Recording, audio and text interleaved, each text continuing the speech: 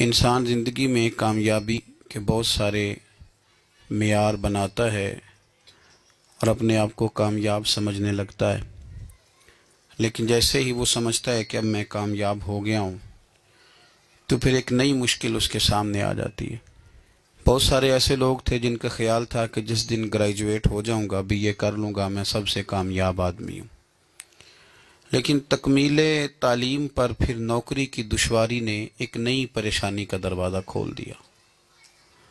اس نے سوچا ہی تھا کہ نوکری مجھے مل گئی ہے، اب ہمیشہ کے لیے میرے لیے آسانی ہو گئی ہے، لیکن اس کے ساتھ ہی اس کی شادی کے معاملات شروع ہوئے۔ اس کا خیال تھا کہ شاید نکاح کے فوراً بعد جب گھر بس جائے گا تو پھر ہمیشہ پھول ہی کھلیں گے، روشنی ہی ہوگی، لیکن پھر اولاد کا نہ ہونا ایک نئی پریشانی کا سامان بنا۔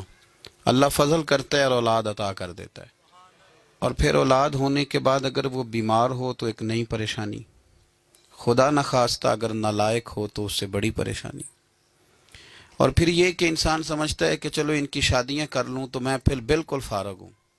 حالانکہ ایسا بھی کچھ لوگ اور روز یہ کہتے تھے بوڑھے کہ بعد بچے سارے بیاہ لوں میں پھر فارغ ہوں، لیکن کئی میں نے بیچارے اس طرح کے بھی دیکھے ہیں کہ بچے بیانے کے بعد زیادہ الجھ گئے، زیادہ مشکلات کا شکار ہو گئے۔ ایک سے فارغ ہونے لگے تھے تو 15-20 ان کے گلے پڑ گئے، اور مشکلات۔ انسان سمجھتا ہے کہ شاید یہ والی چیز کامیابی ہے، یہ والی۔ میرے بھائی یاد رکھ لیں، کامیاب بندہ وہ ہے جو محشر کے میدان میں کامیاب ہو جائے گا، جو وہاں کامیاب ہو گیا نا۔ دیکھو یہاں بڑے لوگوں کے نعرے لگتے ہیں، بڑے لوگوں کا ذکر ہوتا ہے، بڑے تذکرے ہوتے ہیں، لیکن اگر کسی کو قیامت کے دن چوک میں کھڑا کر لیا گیا کہ تیرا حساب ٹھیک نہیں تو پورا دے کے جا، تو وہ ناکام ہو گیا۔ بہت ساری کامیابیاں بھی کسی کام نہیں آئیں گی۔ میرے رسول کائنات صلی اللہ تعالی علیہ وسلم کو اپنی امت کی بڑی فکر رہتی تھی۔ ایک فکر جو نبی پاک کو بہت زیادہ تھی اور ہر وقت میرے نبی کو پریشان رکھتی تھی، وہ یہ تھی کہ اللہ تعالیٰ میری امت کو محشر کے میدان میں کامیابی عطا کرے۔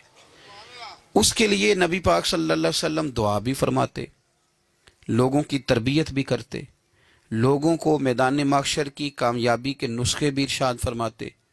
کون ساری چیزیں ہیں جو قیامت کے دن ہمیں کھڑا کر لیں گی، بچنے نہیں دیں گی، ان چیزوں سے بچنے کا حکم بھی ارشاد فرماتے۔